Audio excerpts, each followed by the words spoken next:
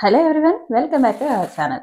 నేను ఎప్పటినుంచో అనుకుంటున్నా ఈ పొట్టు మినపప్పుతోటి సున్నుండలు చేసుకోవాలని. ఇలా ఇప్పుడు మినపప్పుని ఒక కళాయి తీసుకొని దాంట్లో ఇలా వేయించుకోవాలన్నమాట. ఇలా మీకు కనిపిస్తుంది కదా రెడ్‌గా, కొంచెం అది మంచిగా అయిన తర్వాత మనకు కూడా తెలుస్తుంది. స్మెల్ బాగా వస్తుందన్నమాట.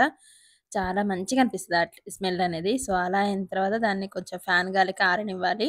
మరీ వేడివేడిగా మనం మిక్సీలో పట్టలేము. సో, బాదం పప్పు, జీడిపప్పు కూడా సేమ్ యాజ్ యూజువల్ అంతే. ఓన్లీ వితౌట్ ఆయిల్ అనమాట. వితౌట్ ఘీ గాని, వితౌట్ ఆయిల్ గాని మనం జస్ట్ కళాయిలో వేసుకొని వేయించుకోవడం అనమాట. తర్వాత నేను కేజీ మినపప్పుకి కేజీ బెల్లం తీసుకున్నా అనమాట. ఇంకేంటంటే అదే వేడిగున్న కళాయిలో నేను ఆల్రెడీ మనం ఫ్రిడ్జ్‌లో పెట్టిన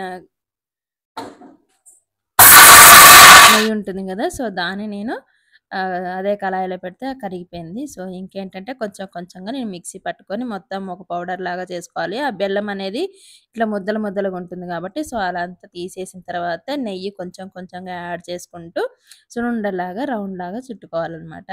మొత్తం నాకు కేజీ బెల్లం, కేజీ మినపప్పుకి బానే వచ్చాయి లడ్డూస్ అనేవి. అయితే పట్టేటప్పుడు మిక్సీ కొంచెం రవ్వ రవ్వగా పట్టాలనమాట. మెత్తగా పడితే ఏమైతుందంటే గొంతులో కొంచెం అడ్డం పడినట్టు అనిపిస్తది.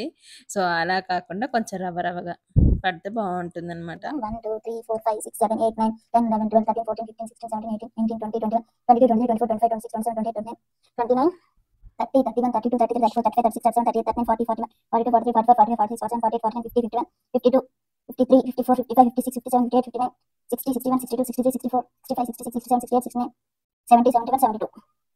72 ఈ చిన్నది 73. అలా నాకు ఒక 73 ఆర్ 75 ఏమో వచ్చాయి. జస్ట్ ఇప్పుడు ఒక చిన్న లడ్డు అయితే టేస్ట్ చేసి చూద్దాం. నిజంగా చాలా అంటే చాలా బావుంది. మెత్తగా పడితే ఏమైతుందంటే అంత టేస్ట్ అనిపియదు గానీ, ఇలా రవ్వ రవ్వగా పట్టాం కాబట్టి అంటే మనం దొడ్డు అది ఉప్మా ఉంటుంది గదా! గోధుమ రవ్వ. సో, అలా పట్టి ఇంకా డేస్ గడుస్తున్న కొద్దీ నెయ్యిలో ఉంటుంది గదా! చాలా టేస్ట్ ఉంటుంది. ఇవి చల్లారిన తర్వాత డబ్బాకి పెట్టుకోవాలి. టేస్ట్ అయితే అదిరిపోయింది. మీరు గూడా ట్రై చేయండి.